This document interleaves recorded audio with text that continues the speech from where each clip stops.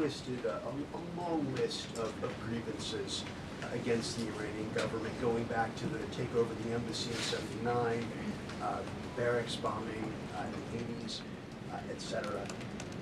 But no one from the administration has laid out the imminent threat that was supposed to be taken care of by this.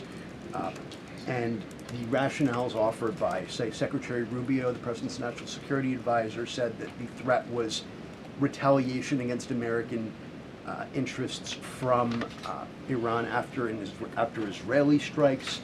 The President says it was his own feeling that Iran was going to attack. Why is it that across the administration you can't say what the imminent threat against the United States was that required us to launch this? And also, Prime Minister Starmer told Parliament today that his reason that he didn't allow the use of British bases was that he was not satisfied that there was a lawful basis and a viable, thought-through plan. Was there an attempt to provide the UK government with a legal basis for these strikes and a viable, thought-through plan? To the first question, I completely reject the premise of your question. You have had the President of the United States, the Secretary of War, the Chairman of the Joint Chiefs, the Vice President of the United States, the Secretary of State, and now I am out here today to explain to you exactly what led the President to make the decision to launch Operation Epic Fury. And President Trump does not make these decisions in a vacuum.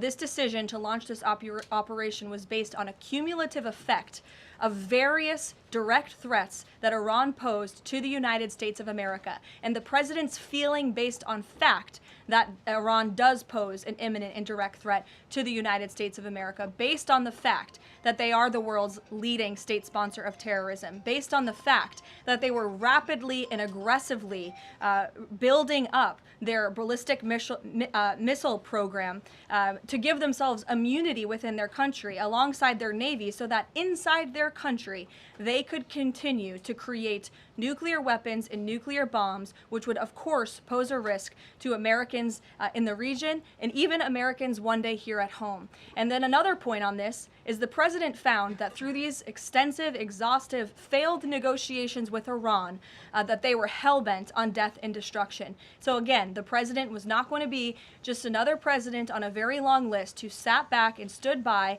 and passed the buck of this direct threat to the next administration.